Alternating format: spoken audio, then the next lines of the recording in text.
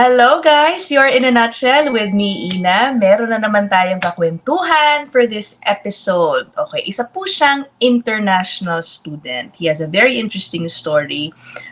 He's going to share with us yung struggles niya bilang isang international student dito. Galing po siyang Dubai, imagine. Napakaraming taong gusto nang magtrabaho sa Dubai. He was there for 15 years and decided to leave and move to Canada. So alamin po natin ang kanyang storya at kakamustahin po natin ang buhay niya ngayon dito sa Canada. Siya po ay si Alan Santos. Hi, Alan! Hello, Miss Ina.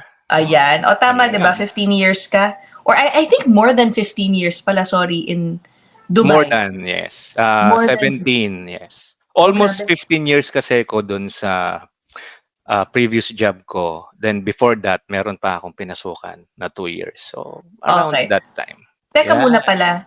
Paano ka napunta ng Dubai? Why did you leave the Philippines for Dubai? Doon muna tayo, bago tayo, sige, papuntang Canada. Ayan. Ay, una sa lahat, thank you po pala, Miss Ina, for this chance na makakwentuhan kayo. Yes, wait a minute. Ngayon ako sisingit. Ano?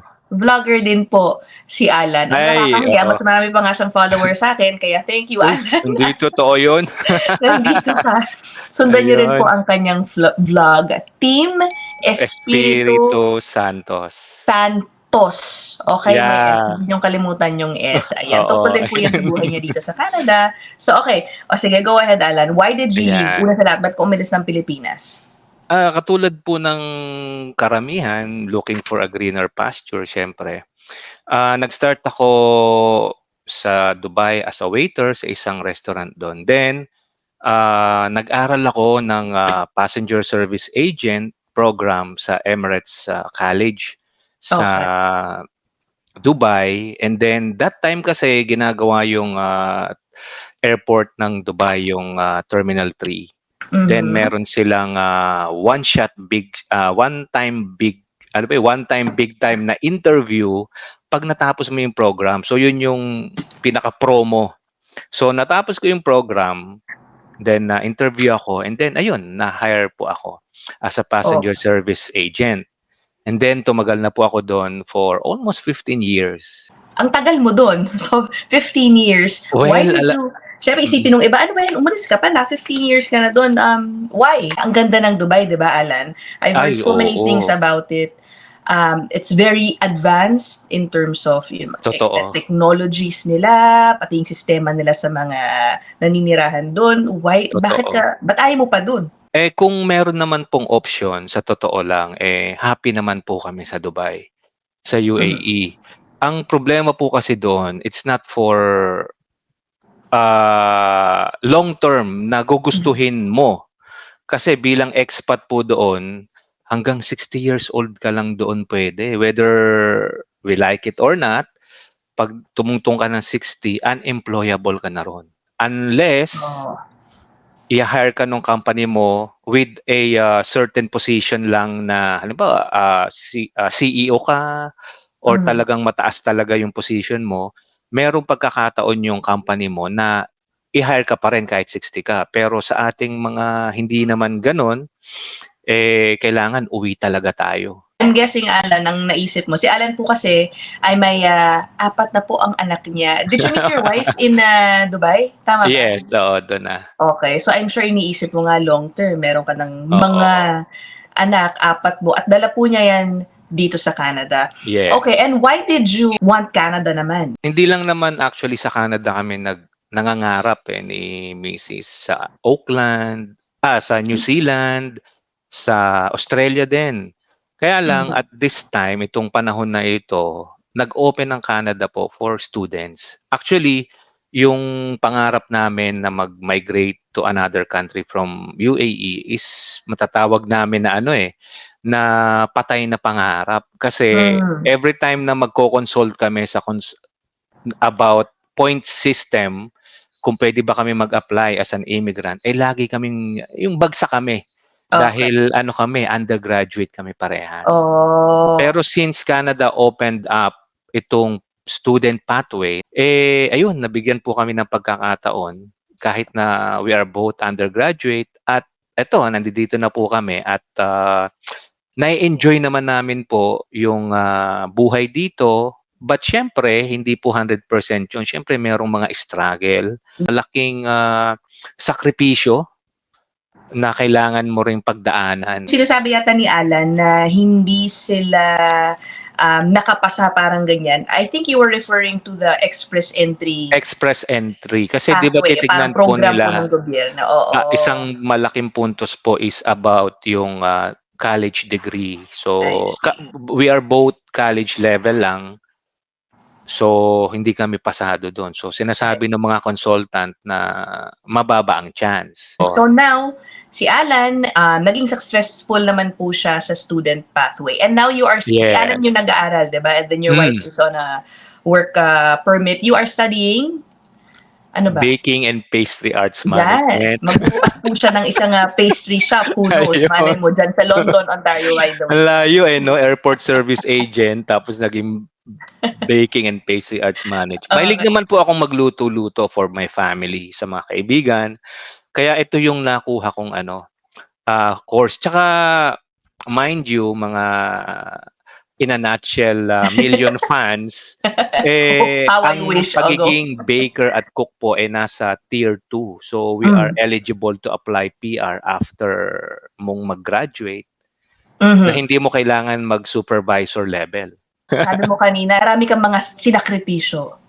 Ay, oo. Bilang isang, starting from scratch, basically. Pagpunta mo ulit dito Totoo. sa Canada. Napanood ko nga yung isang vlog ni Alan where he was talking about, experiencing depression, kalungkutan. Especially, I think, Alan, that was when you were newly landed, kakadating lang ng family mo dito. No? I-share mo nga sa amin, ano yung depression phase na pinagdaanan mo? Siguro, masasabi ko po, ito dapat, siguro sa mga nanonood, dapat nyo pong, tapos may plano kayong magpunta rito or papunta na kayo rito, based on my experience, based on my other classmates' experience, siguro high percentage, majority ng mga nagpupunta rito, dadaan po talaga tayo sa stage ng depression.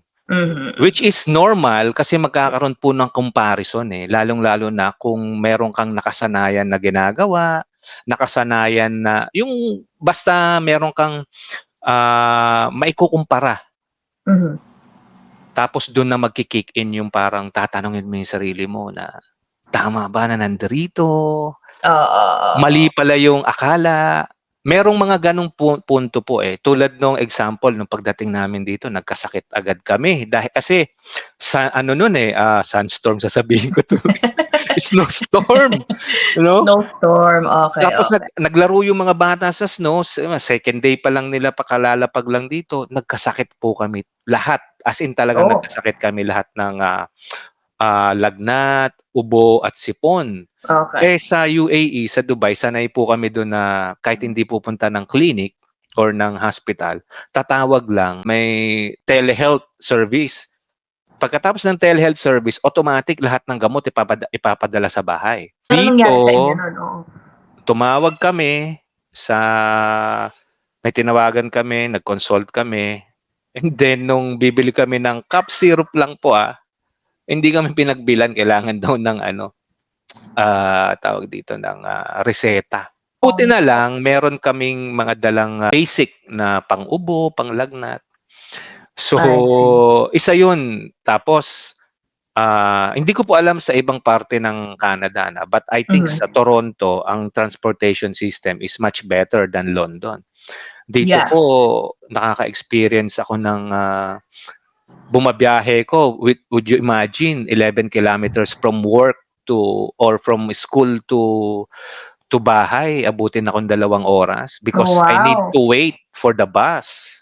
Pag mamalas-malasin ka, maiwanan ka ng bus, matagal talaga yung pag-antay mo. Ang sinasabi po ni Alan, kasi nga, in more urban or busier areas, halimbawa, dito sa Greater Toronto area, kung nasan po ako, dito talagang madalas yung ikot. Mas mabilis yung ikot ng mga bus, trains. Pero kung nasaan po si Alan, in London, Ontario, Mhm.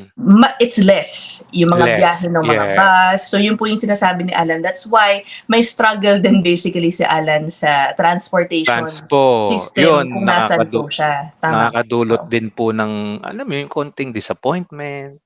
No, Mhm. papasok totoo 'to mga mga in a nutshell million fans. Ano po ito mas baka Mm. dadating kayo sa punto na sasabihin niyo, "Tama ba na nagpunta kami rito? Tama ba na Mhm. nagdesisyon kaming pamilya na magpunta dito?" Kasi it Oh, okay. affects yung yung mobility mo lalo na naghahanap Correct, ka ng oo. trabaho. Ewan ko, depende po sa tatag ng kalooban ng mga nagpupunta rito. Very understandable lalo na Mm. dahil you're in a new Yes, country. Siyempre 'di ba parang yung mga problemang pinagdadaanan mo nagiging triple, yung bigat kapag you totoo. are in an unfamiliar place. Alan has not been here for Less than a long. year pa po. Less than a year pa lang naman si Alan and his family. Have you overcome rather yung mga doubts ninyo tungkol sa paglipat dito? Pagdating sa depression, sa mga, disappointments, mararanasan mo siya on a daily basis kasi Mm. marami kang dapat pang madiskubre since nandito tayo sa bagong teritoryo na Mhm. hindi natin nakasanayan. Ang nakakapag-uplift sa amin na lumaban lang, siyempre yung pamilya. Kung bakit ka Mhm. nandirito, which is dapat gano'n talaga. And then isang nakatulong po sa amin to overcome yung mga depression, yung makipag-usap ka sa mga kaibigan mo, yung mga Mhm. classmate mo. Nasabi ko sa sarili ko, "Ay hindi lang pala ako ang nakakaranas nito." Kasi Correct. nag-uusap-usap kaming mga magkaklase, nagshi-share-share kami nung mga struggles namin, which is parehas lang. Mhm. So, ang sa amin, hindi lang pala ako. Oo, And then okey. siyempre yung suporta ng kung meron kayong kaibigan dito, makipag-usap kayo, magtanong kayo, kasi sila yung nakakaalam, kung paano yung mga diskarteng gagawin. Oo, okey, oo. Eto hindi Tama. dahil sa nagba-vlog ako, yung mga vloggers na nagse-share ng kanilang kwento, panoorin po ninyo. Yeah, Tulad you will nitong learn In a a lot. Nutshell, Oo. kasi matututo kayo doon sa kanilang experiences. You have to kailangan niyo pakinggan yung negative and positive. Mm, Nakalimutan ko pala 'to, Alan. Maliban doon sa depression, yung, mm. transportation na concerns mo, nagkaroon ka din ng medyo hindi magandang experience sa paghahanap ng trabaho. Especially for your wife who I understand you were expecting, inaasahan po nila Alan na medyo sana mabilis makakakuha ng trabaho si Mm, Mrs. Pero hindi gano'n naging sitwasyon. Can you share yes. with us yung naging storya po? Totoo po ito mga In a Nutshell million fans out there. Alam niyo, kapag nakapanood po kayo ng mga nagsasabi na ang buhay dito sa Canada, madali or hindi po gano'n 100% na totoo. Mhm, mhm. Kasi back to scratch ka talaga po rito. Regardless of your education, regardless of your job experiences, hindi niyo Mhm. po agad makukuha yung tipo ng trabaho na nakasanayan na ninyo. So Yes, dapat handa po yung kalooban natin na mag-step backward. Tulad po correct. si misis Oo. ko, hindi naman po sa aangat ng bangko. Maganda po yung company na pinanggalingan niya sa Dubai, kilala globally.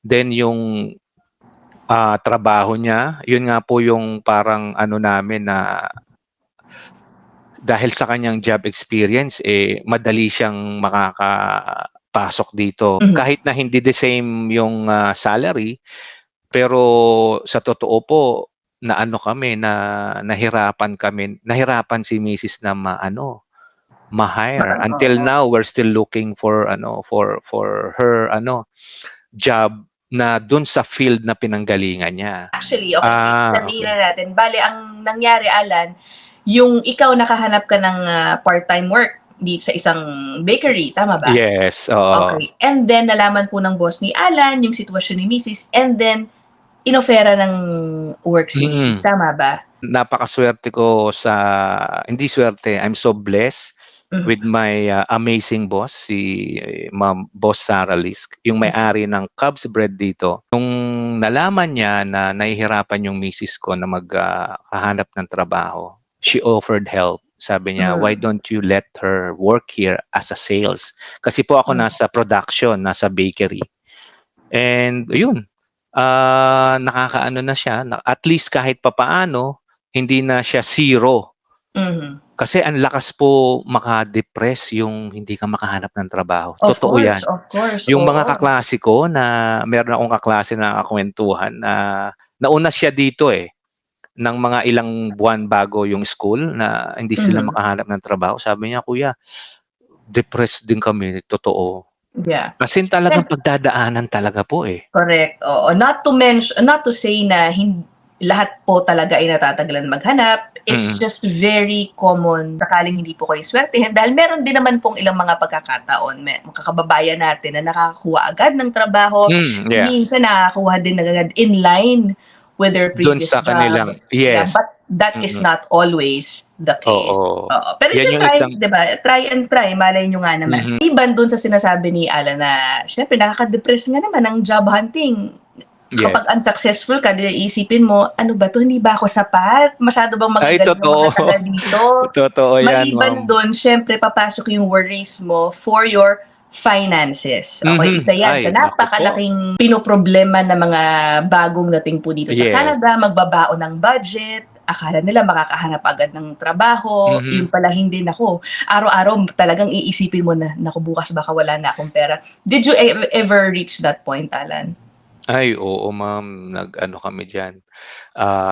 Iniisip namin yan. So, ang masasabi ko sa mga papunta rito or nagpaplano rito, dapat po sapat yung baon ninyo pagdating dito. Kasi na totoong meron. Na may totoong meron doon sa dineclare.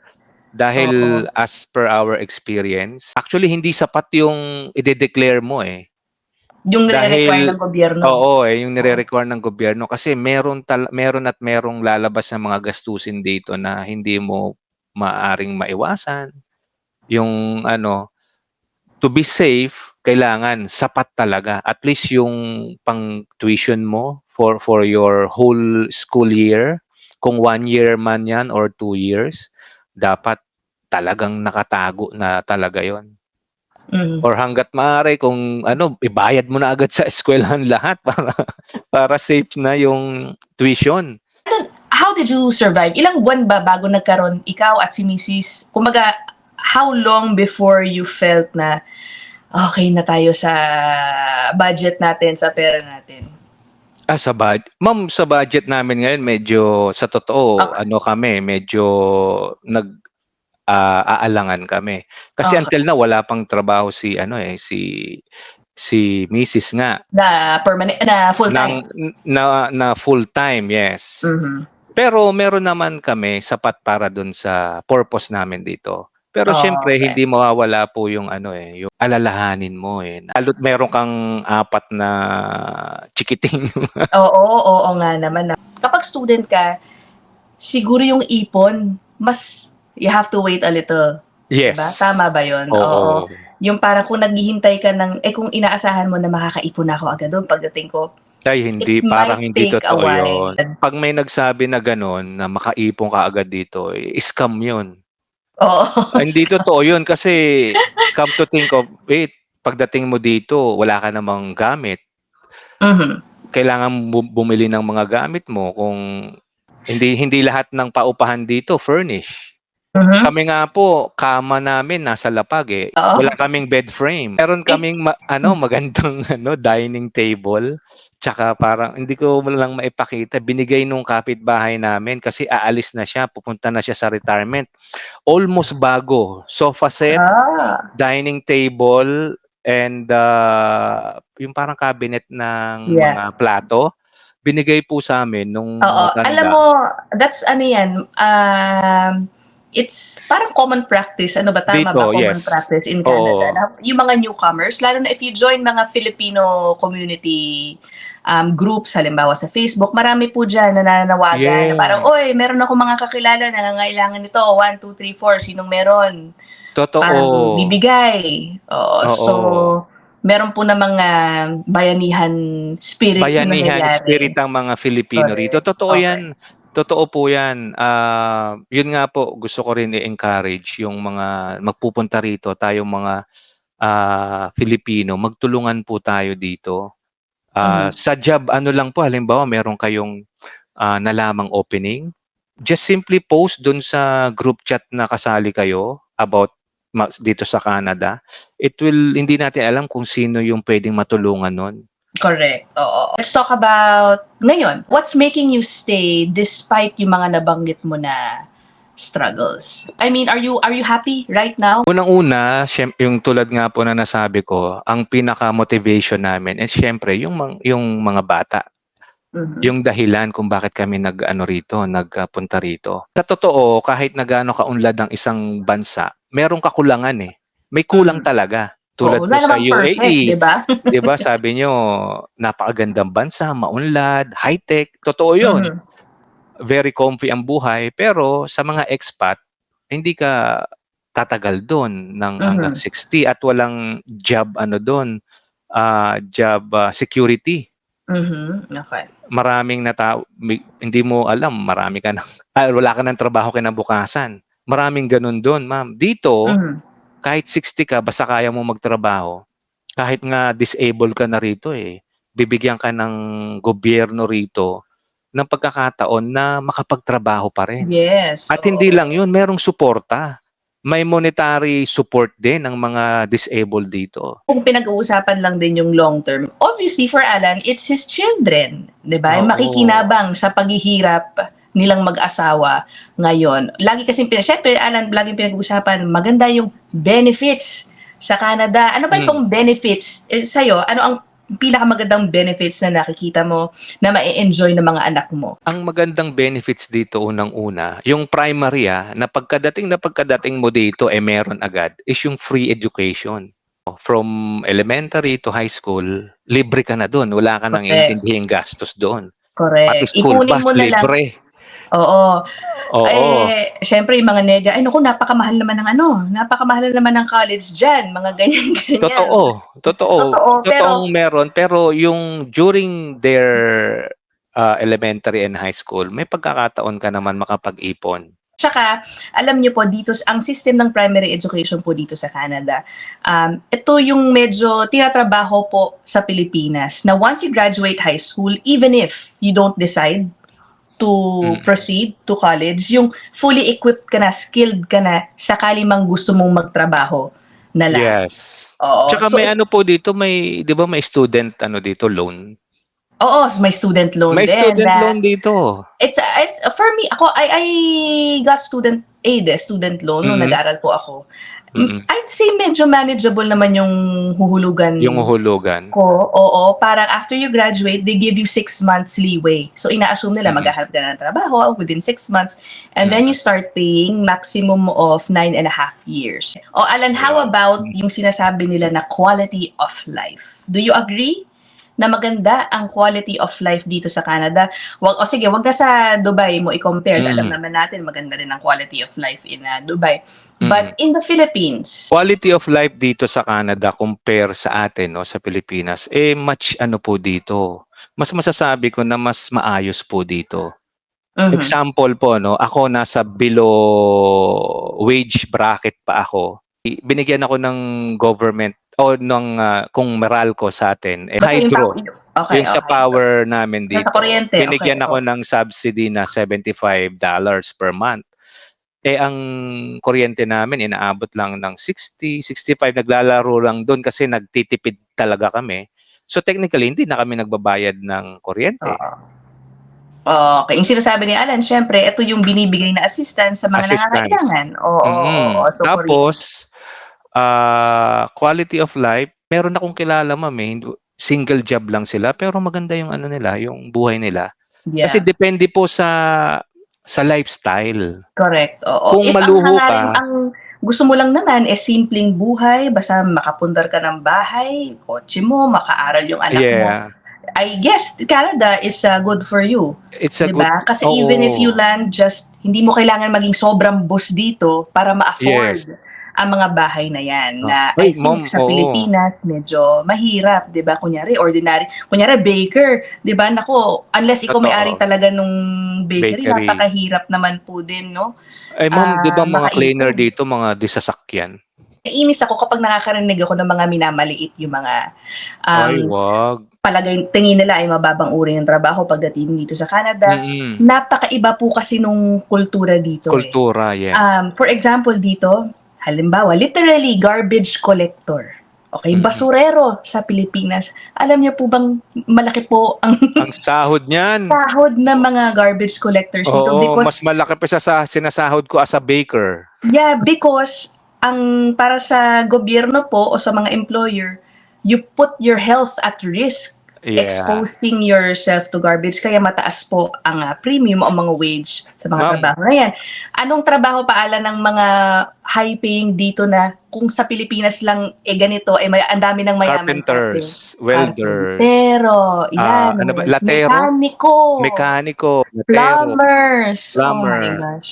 Alam niyo 'Di ba ba? mga in a nutshell million fans, nagtitingin ako lagi sa City of London, yung sa mga garbage ano nila, garbage, collector job posting nila. Hindi lang ako maka-apply kasi meron silang mga certain certificates na hinahanap. Pero Mm. kung ano, mag-a-apply ako. Hindi po marumi ang basurero dito tulad diyan sa atin na Dito nakikita hindi po natin. nila, hinahawakan yung basura, Hindi po. yung truck, parang high-tech na Nakaano sila, oo. Hindi, tsaka malinis ang itsura kasi yung oo, uniform oo. po nila, Ibang-iba nga talaga. Siyempre hindi yes. na-appreciate hindi naiintindihan nung iba po yun Oo, dun. So again, imagine niyo mga high-paying jobs, yung binabanggit natin namin ni Alan, sa totoo Pilipinas. po. Kamusta po yung buhay ng mga karpintero po natin doon, ng mga construction worker natin doon, ng mga Naku, truck driver doon, 'di ba? If only ganun din ang kung wages makikita nila. nila sa job posting, mga in demand 'yan, yung mga carpenters, yung mga latero, kahit nga yung mga pintor, yung nagpipintura ng bahay.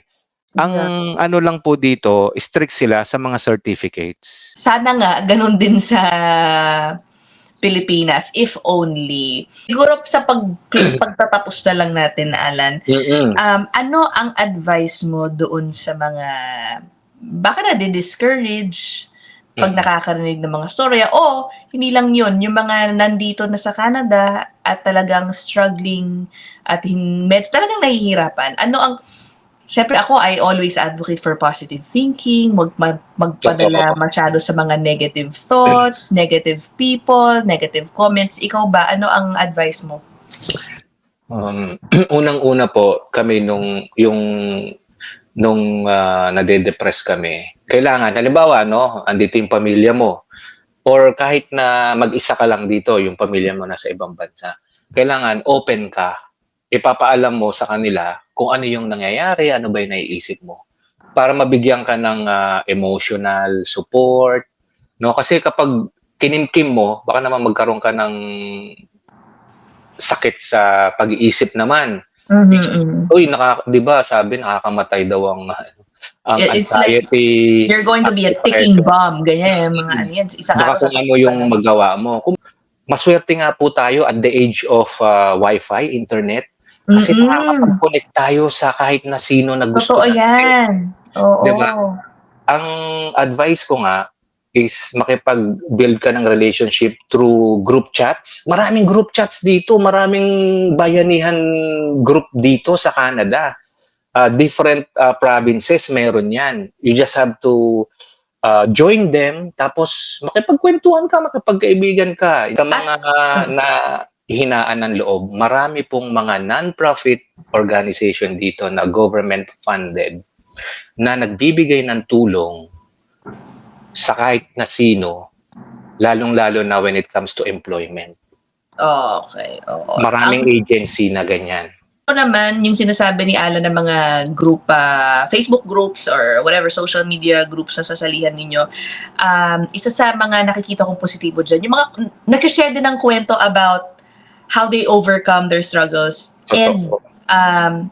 how they experience success. So may inspire din Mm. kayo na parang talagang hindi kayo nag-iisa, maraming pinagdadaanan ng mga paghihirap, so maririnig nyo na hindi, at the end of it all, it will be worth it. At least for many of those who are here. So, ayun. Okay. Thanks so much, Alan, for sharing your story with us. Sundan nyo rin yung channel ni Alan. Thank you, Alan. Thanks so much. At Ay, good luck salamat sa'yo. Kailan ka mag-graduate? November 2024. Matagal pa Medyo. pala. Well, good luck sa'yo, Alan, sa Salamat din. externship, job hunting, at for the remainder of your studies. Thank you! And more power to In a Nutshell. Salamat! Bye, guys! Bye. That's it for episode. Until the next one.